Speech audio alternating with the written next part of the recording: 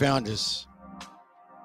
Hi, everyone. It's Emil. It's Emil Guillermo. Emil Amok to you. You found us.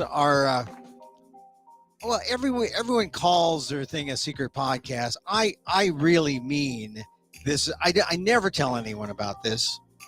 If you know about it, you bump into us by accident, or maybe you'll Google and you through your own initiative find us. You found us. The secret podcast, Emil Amok's Takeout, my takes on all things considerable. And there's a lot to consider today. I've been gone the last couple days. I know I've made you go, I'm teaching you. If I don't show up live at 2 p.m. Pacific like I want to do, that's when you go to the archive at youtube.com at Emil Amok1 and say, well, maybe he left us a breadcrumb. Maybe there's a hint of what's going to happen when he comes back. Because as I told you on, I believe it was Tuesday. No, I told you on Monday I was going to be in Sacramento for the big Ethnic Media Services California Black Media Awards, Ethnic Media Awards. And, I am a member of a group that I write for is a member of the California Black Media Association, the Oakland Post, and I got to meet one of my editors who came in and said, well, the publisher wants us to cut. I hope you're all right with that. He was laughing when he said it. You're really funny. We had to cut out some of the funny parts because, got to get it down. You send us so much. Oh, yeah, that's called value. I give you value. Anyway, the Oakland Post publishes my column, a version of my column, Emil Amok. That's where you get it. You also get it at Inquirer.net, the diaspora website for Filipinos globally, the global Filipino community. Also, home based at the Asian American Legal Defense and Education Fund, ALDEF, the great legal nonprofit based in New York. And I've been there for 14 years. And before then, I was at Asian Week in San Francisco before it went down. So that's where you get Emil Amok. And that's what we do here. It's Emil Amok, Emil Amok's Takeout. Now you know my origin story. Now can I be nominated president? I talk a lot about that, Kamala's origin story. So important, that origin story. Talk about your mom, talking about why you are the way you are. And, she used it, to her benefit at the Democratic National Convention last week. And now she's in just a few hours, she's going to give her first interview, but it's sort of her first interview, but it's a joint interview. Like she's got Tim Walz holding her hand for some reason. I think this is strategic because they're a team. They're presenting themselves as a team. That's great. And I think at some point she should be able to show that she can conduct interviews. It's going to be better than Joe Biden, certainly. And so I don't get the tactic, but things are going so well. She really doesn't have to give interviews. It's the Republicans who want her to give interviews so they can have more stuff to poke holes at. And so it fuels their campaign because it gives them something to swipe at. If she gives nothing to swipe at except her record, which not impeccable, but what can they say? That's the past. They need something now in the future. So yeah, interview. But it doesn't, she doesn't have to. And the public really isn't clamoring for it. It really is, all the media organizations saying, hey, we ought to have an interview. No, you don't. You don't need an interview. She's doing her thing. She's talking to people in these informal, reporter gaggles, like when she gets off the plane. But here she is today consenting to her first interview with CNN. And, this has always been a thing that I have about Kamala Harris. I mean, I've said nothing but glowing things about her because her strategy has been spot on. But you'll recall in 2000, I wrote a column in all my different platforms saying, hey, Kamala Harris was being given the opportunity to talk about her campaign to kick off the 2020 election year. And she was given 3 opportunities to mention her race. Did she? She did not. She was given 3 questions from, I think Jake Tapper asked her once, and then there were other opportunities by people in the crowd. There was an Asian woman who asked her a question. Did she once say anything about her mother, her Asianness? It was just assumed that she was black. Very few people, after they saw that in 2020, thought that she was Asian at all. They just assumed she was black.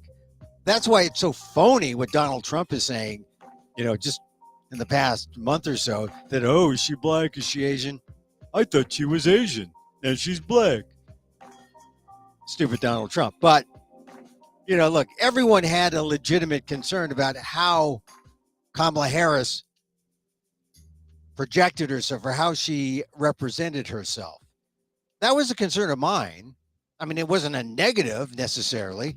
It's just that if you're going to be the first Asian American potentially in the White House, and I'm Asian American, hey, I see you, you see me. Maybe if you don't mention who we are or who you are, that's not very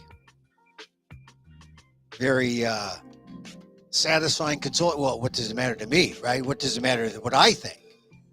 It's a strategic thing, and maybe, this is a strategic way to mention race in the 2020s. Don't mention it. Hey, it's obvious. Look at, here I am. And when I confide in you my origin story from the heart, then you'll see we have more in common than not. I get it. That's the positive way to look at it. The negative way is she plays the race card to her benefit in her way. Ain't nothing wrong with that. We all play our race card. OJ played his race card. Obama played his race cards, holding him close to the vest. I mean, that's not a negative. That's just, in this world, we have to be somewhat strategic. You could be open. I'm open. Hey, I'm Filipino. Both my parents, I was born here. Now that's the catch.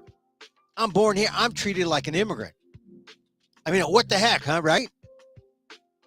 When I realized that was my problem, I'm a born here American. I act like a born here American. You know what? They treat me like an immigrant. They treat me like my dad. That was the problem. So Kamala Harris in 2020 was cagey, downright coy, never said black. Just, she played the Obama rules. Hey, it's assumed. Look at him. Look at what I am. You know what I am. I don't have to billboard it. You can make your assumptions until I smash them. And then, she held that mommy card, the Asian card, close to the vest. Although, at the time, she was all over Facebook, all over social media, talking about her mom, the great health advocate, researcher, going to cure breast cancer. So this is part of the evolution of Kamala Harris. I mean, it's not necessarily a critique of hers. It's an observation of how she viewed race and how she played race. Am I negative toward her? I don't think so. I think she's teaching us a lesson about how to be strategic, how to navigate the race waters effectively. So tonight, she's with Tim Walz, her white guy of choice, the anti-Trump, and I guess not necessarily to hold her hand, but to say, hey, we're a team. We're a team. Although it also dilutes the time. You get 30 minutes and you're talking to Kamala Harris. You're not going to talk to her for 29 and then 1 minute to Tim Walz. You're going to split it up. You know, it's a way of saying you got 30 minutes and here's Walz and Harris. They're going to, or however many minutes, I'm not sure. It's on at 6 o'clock Eastern. But it ends up diluting the interview. And I guess that's also everything's strategic now. Everything is, because look, you can't fault the Harris campaign. They have done a remarkable job just in 4 or 5 weeks, right? They have righted the ship. They are taking the lead in some instances, sometimes beyond the margin of error, sometimes within. But in swing states, in the blue wall states, oh man, the Democrats have been given a shot of adrenaline. They are going, and thank goodness, because the Democrats 5 years ago were like Walking Dead, you know, just, yes, he's good. He can be president. Yeah, he's good. Yeah. I mean, we're all saying that, right? Not all, but I'm just saying that's what people are saying. Yeah. AOC, Gavin Newsom, Kamala Harris. They're all saying, yeah, Joe, he's the one. And now, different tune. 70 days or so until the election. People voting early in some instances before the 70 days are up. Man, it's an incredible thing. First interview tonight. We'll see what happens. All right. We'll see. I got my swish on. Got my swish working. Swish it out. So I was in Sacramento, and you know, I was hosting Ethnic Media Awards 20 some years ago, right? 1998, I did the first New California Media Awards, and because I was the host of the television show New California Media, which is, a lot of people don't know this. 1998, 99, 2000, 2001, 2003, around there. I hosted a show called New California Media, which was a meet the press for dark folks, people of color in the media, because our concerns were real concerns that were ignored. And the whole thing was started because we had this notion that America would be minority majority by 2030. So we were jumping the gun and saying, look at this future America now. And let's talk to the people who are covering this future America now. And it was essentially the underground press of the day. Like, you remember, underground press is usually, you know, the hippie press, the Berkeley Barbs, the alternatives. Well, for the mainstream, or for ethnic media, or for ethnic communities, ethnic media is the alternative press, is the underground press. And as I look back 24 years ago, I say, yeah, it really was the underground press. You know, papers like Asian Week, papers like La Opinión in Los Angeles, papers like El Tecolote in San Francisco. These were papers serving a community, an underserved community, often in language like World Journal or Singdao Daily. In language, with their own code. It was just like, you know, the old 60s alternative Village Voice in New York, The Guardian in San Francisco, Berkeley Barb in Berkeley, although the Berkeley Barb had X-rated advertising too. The Berkeley Barb. So anyway, I was part of a consortium led by Sandy Close, Pacific News Service, and we had these expos and award shows. Where we give awards to the best in ethnic media. we're so far ahead of our time. We did one at the Beverly Hilton where the Golden Globes are. I made reference to that yesterday. I said, hey, I'm hosting this show. I'm not going to be like Joe Coy. Don't worry. I'm like Joe Coy with hair. And then, and that was a good event. We had it in the Beverly Hilton where they have the Golden Globes. And then we had it in San Francisco at the Hilton where there were like 1,500 people there. It's amazing. And the thing about having 1,500 people at an event and trying to MC that event, it's like, oh my God, you couldn't get them to shut up. I mean, not even like at a wedding, if it was a big banquet, you take out a glass and they ding, ding, ding, ding, everyone shut. That didn't work. You had a water cannon them or something to get them to shut up. They didn't shut up. There was always this low rumble, 1,500 people. Unless, if I were Taylor Swift at that time, I would have been maybe 14 years old and the whole crowd would have been declared a pedo convention or something. But a star of some magnitude back then could have controlled 1,500 people in a banquet hall. Maybe Madonna at the time. I don't know. Prince. For sure, people would shut up for Prince. They wouldn't shut up for Emil Guillermo. So that was like in, 2001, something like that, at the Hilton. It's a great event. So last night, Wednesday night, 2024, at the Sheraton Grand, wow, we had about 300 people, which is still a good crowd. 300 is a good crowd. And some recipients, other members of the media. We're there feting ourselves, as they say. You know, after spending 2 days meeting, convening, networking,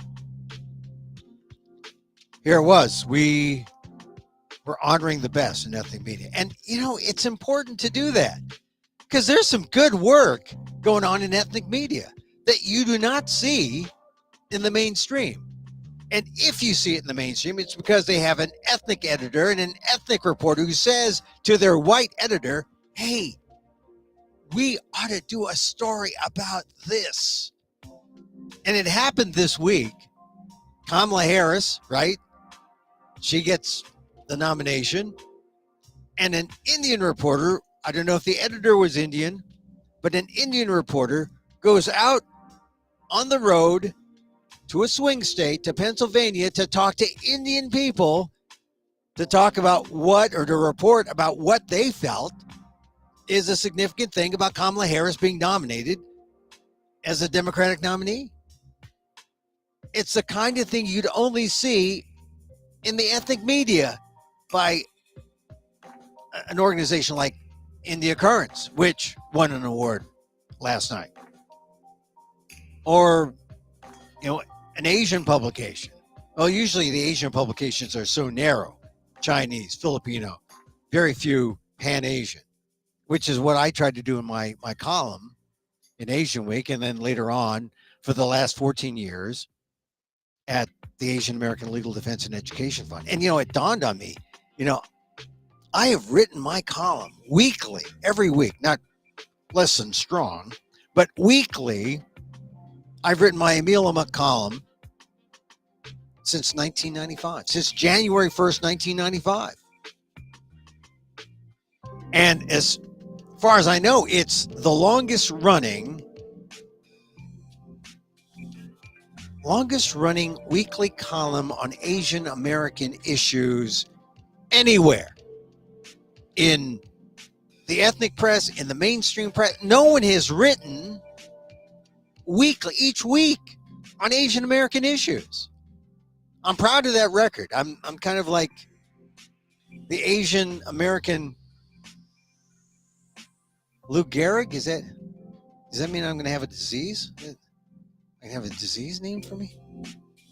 Anyway, that dawned on me, and as I've been somewhat in exile from this group, just, you know, no real issue, just that they went one way, I went my own way.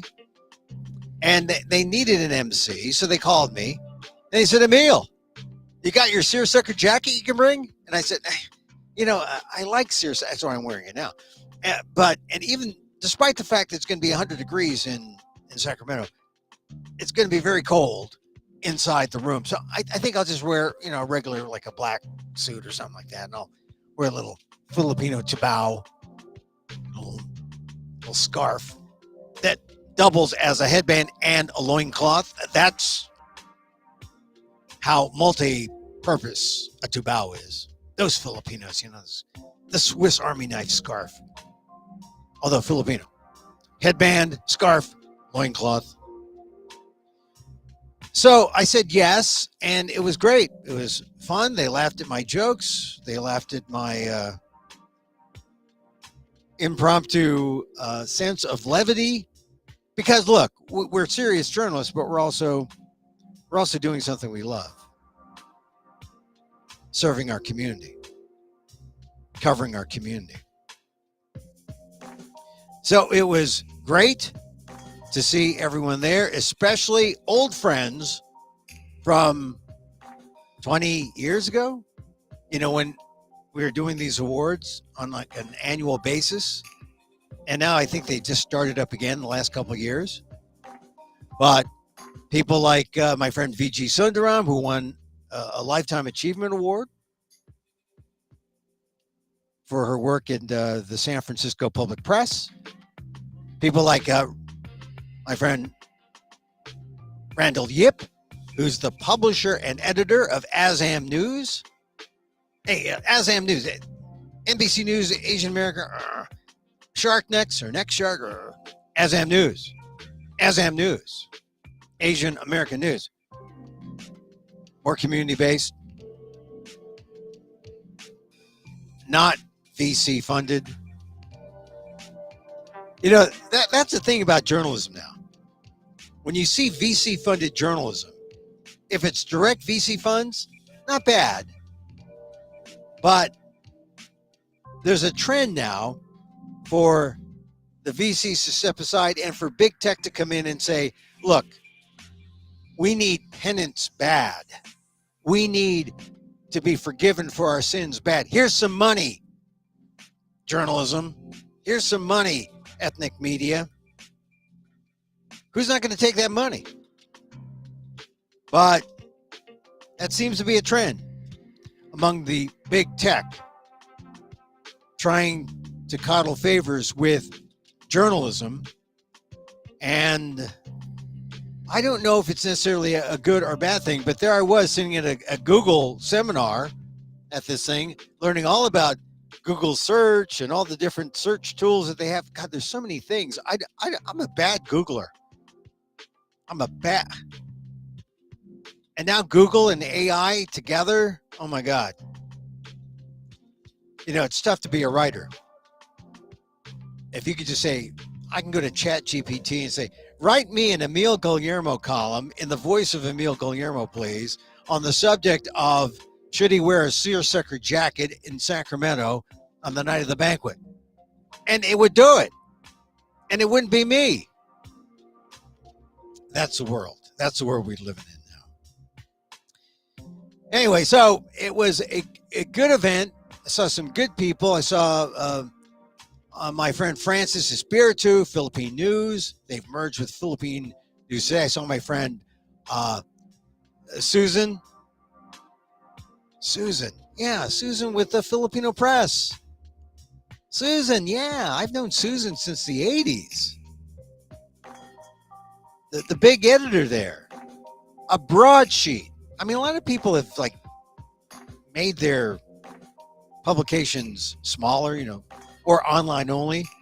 But Susan De Los Santos there at the Filipino Press, broadsheet, honoring the readers. When you got even the Wall Street Journal has shrunk, because of the printing press. But you get a broadsheet, oh my God, the broadsheet.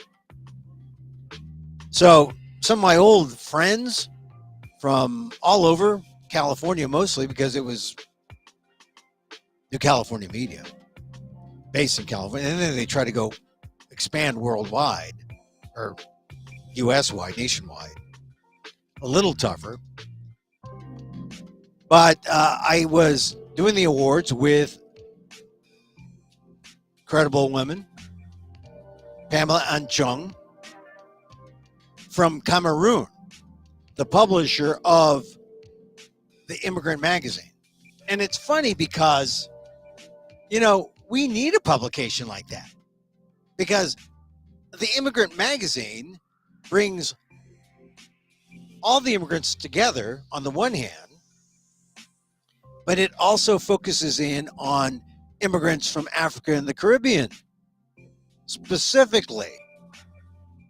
And then it brings in other people to show, hey, we are all, we're all immigrants. The immigrant story is a common story. But Pamela,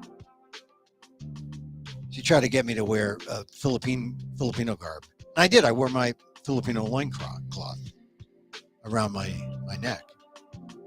But she was great. Pamela was there with her daughter, who's about to go to college, saying, Mom, journalism is so unrewarding. Yeah, but you were there at the award show. You saw awards were given out. It can be rewarding or awarding. The thing about the Immigrant Magazine that Pamela does that's interesting is, by concentrating on the African immigrant, it makes you realize there's a difference when you think about the black community. And a lot of people don't think about it. There are immigrant blacks who come in from the Caribbean, from Africa, and you won't know their story unless you talk to them. And very rarely do we talk to them, because they rarely talk to us, non-African immigrants. And the time where I find where I can intersect is when I take a Lyft or an Uber, frankly, because the last 3 times I've had some really interesting conversations with Uber drivers from Tanzania, from Nigeria. But the Nigerians actually have moved on.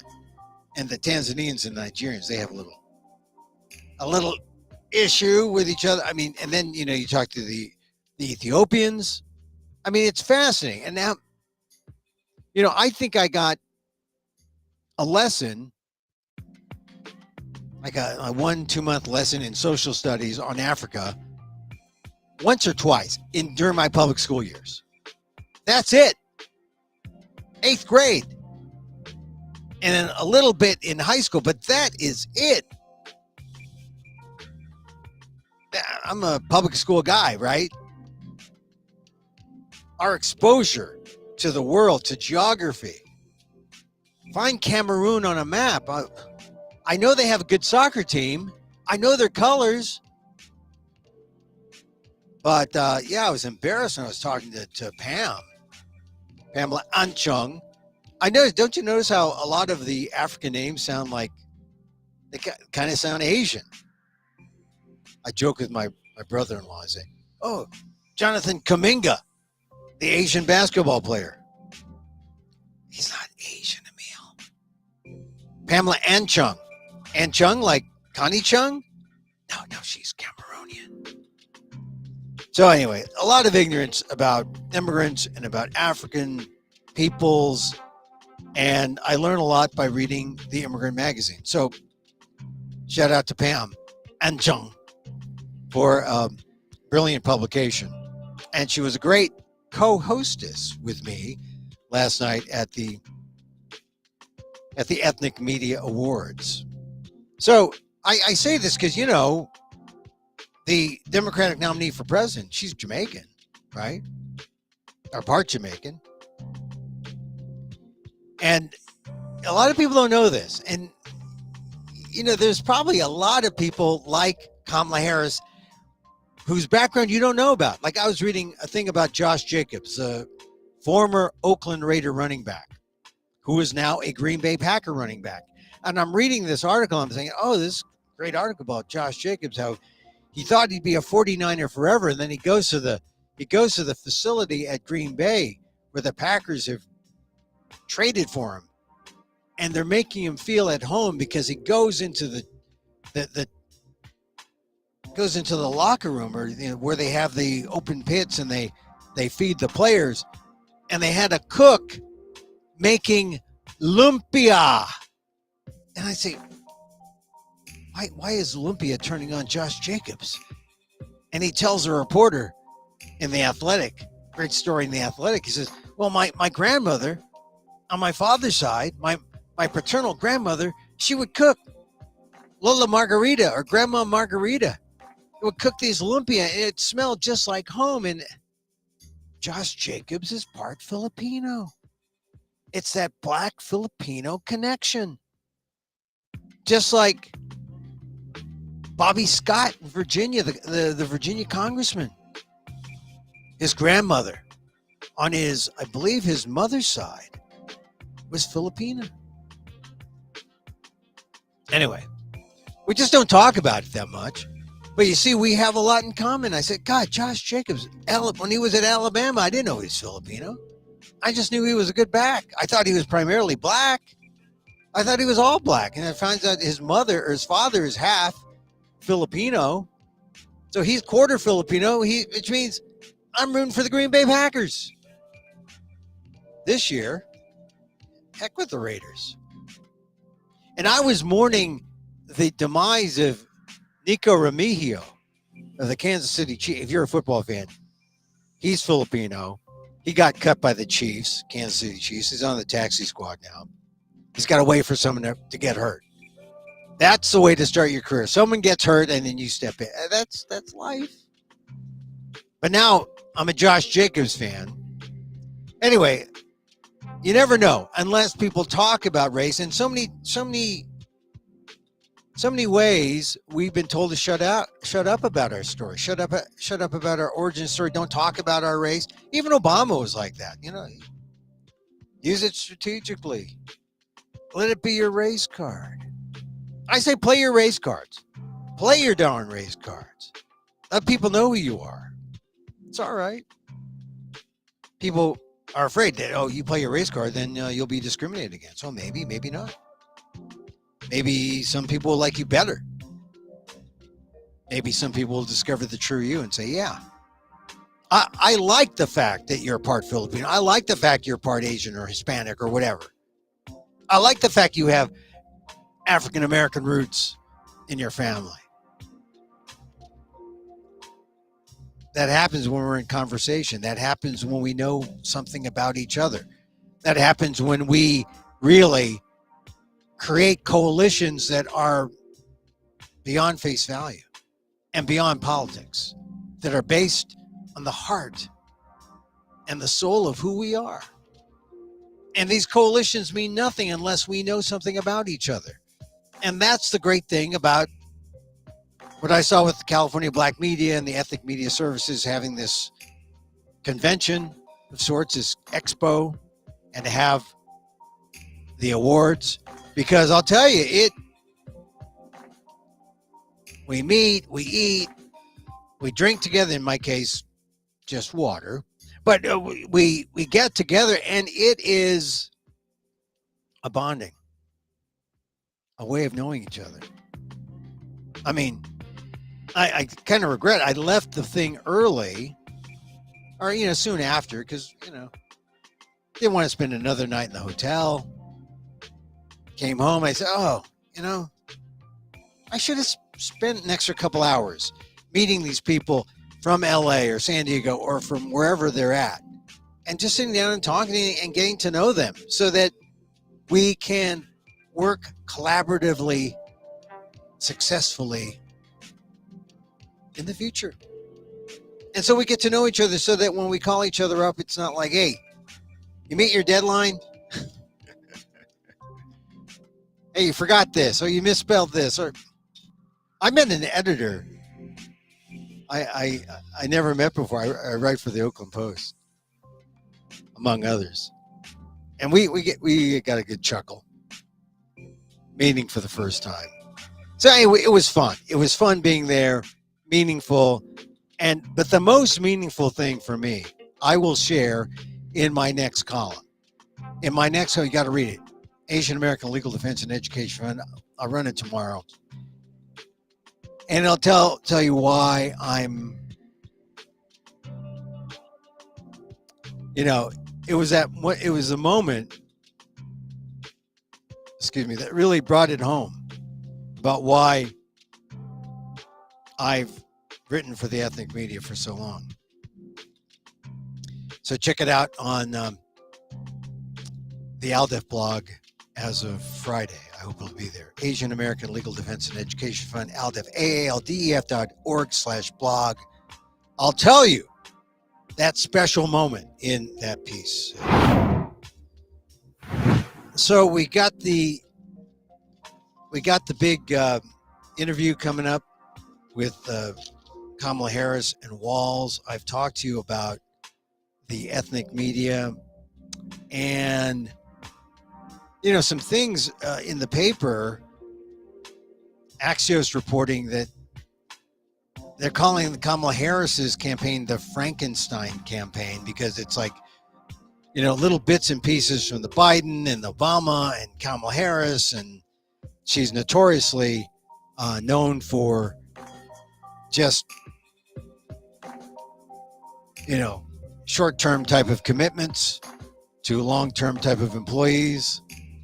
And so a lot of people don't know where they're at. The Bidens who were there feel pushed aside. And although she did inherit the bulk of the Biden-Harris team, her own people are kind of like, where are we fit in? Who's in charge? And as long as there's a belief, as long as there's trust, everything's cool. Just like anything else, right? But as soon as people, as egos get involved, who knows? The wheels are off in the Kamala Express. But for now, they're a little loose, but they're still going, and they're going fast. And let's hope they keep going. And this debate's going to show something. But at some point, you're going to have to see some leaders emerge. I mean, is it Obama's guy, David Plouffe? Who is it who's in charge? One of Biden's people, one of Harris's people. So we'll see. The other story everyone's talking about is reported by NPR about what Trump did. Is actually his campaign minions. They're trying to take pictures at the Arlington Cemetery. You're not supposed to politicize that stuff. And there was a civilian army person there, and she tried to stop them from taking a picture, from what I understand. It got to be an altercation. There was a touch, assault. She's not pressing charges. The army wrote a stinging rebuke to the Trump campaign, so essentially saying, WTF, guys, a little respect. But this is indicative of the kind of mindset if you're a Trump person. Rules don't apply. You're above it all. Do whatever the F you want to do because you are with Donald Trump. That's the mindset. That's what we have to stop. That's what we need to end. But I was surprised that the story still has legs. I mean, they're still talking about it. And the takeaway is, what is the attitude that this shows that the Trump people have about everything? And it trickles down from the top to the people down at the bottom doing their thing. They can do whatever they want. They are above it all. It is wrong. But this is the kind of thing that is empowering a lot of people to say, hey, yeah, I'm with Trump. Yeah, this is our way or the highway. We're above it all. And they're not, which is why it's also a good sign that, Jack Smith isn't taking it lying down in terms of, his cases being held off or dismissed, or, Judge Eileen Cannon be damned. Going forward, new indictment. And it may take a while. I mean, this is the thing. This raises the stakes for Trump because it means Trump's only way of getting rid of all of this legal baggage is if he wins.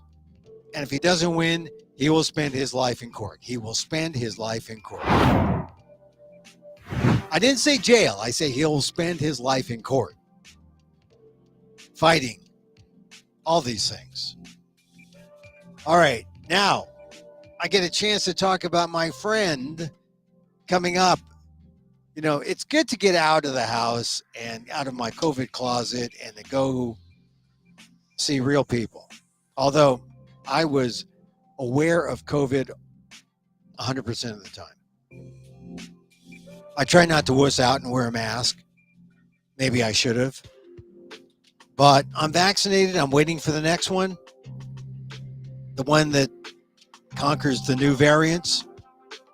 I don't want the nostalgic COVID vaccine. I want the new one. So I'm waiting. But I was very conscious of it all this week. But coming up next week, I'm going to Austin. And I'm going to be there with my friend, Erilyn Hughes, known as the Queen of Weird in Austin, Texas. Well, why Queen? Just Google Erilyn Hughes. She's an older gal. We met in a storytelling class of Mike Daisy's. And, we're like the students throwing spitballs at the teacher. And although it was online, so it was hard to throw spitballs at Mike Daisy. But we were like, we were classmates. And we thought, hey, wouldn't it be fun if we did a show together? And he said, yeah, okay. Hey, I got to go to Austin. So I'm going to Austin September 3rd. And there in Austin at a place called Tuesday, September 3rd, 7 to 9:30, Unity Church of Austin, 5501 West US Highway. And we're going to tell stories. We're going to have a moderator, Ampy, we call her. Amparo Garcia Crow will be sort of the moderator, talking to Erilyn and then talking to me, and we'll tell stories. And, the premise is we have never met in person. And why do we have a strong relationship? Well, why do we have a strong friendship? Only through the power of story. The power of storytelling, its ability to connect perfect strangers. Maybe the perfect stranger is a person who you can connect through stories. So, hey, so come down, see the show. Free parking. Erilyn is an Austin legend. I have done my solo performances. People have said nice things about them. Go here to this site, eventbrite.com. Two storytellers meet, Erilyn Hughes and Emil Amok Guillermo. It should be fun. It should be fun. September 3rd, Tuesday, after Labor Day. Come see us, watch us play, watch us tell stories. And watch us form a sense of community through story. Also, be entertained. There will be some jokes. There will be some revelations. There will be some revelations. There will be some vulnerabilities. Vulnerabilities will be served. You can bet on that. Go to eventbrite.com. There it is. There it is. There it is. I didn't swish out right here. All right, that's our show for today. I think I'm going to go watch Kamala and Tim go head to head with Dana Bash. No, she's good. I just, like I said, it's interesting. CNN is the tool once again, or the place where she gets to do a kind of launch of sorts. Like I said, it reminds me of 2000 or 2020 rather, when she was the main person at this CNN town hall and not once mentioned her Asianness or her African Americanness.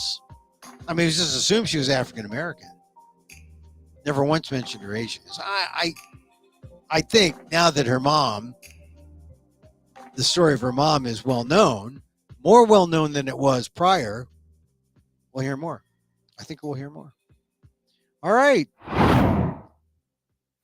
Time to say goodbye. You know, I like to end each show with a little meditation because it's helpful. It helps me. I mean, I am so aware of when I'm not aware. And when anything can happen, usually bad. And I told the folks, I say, look, I haven't been around for a while. I've been meditating. I'm a better person now.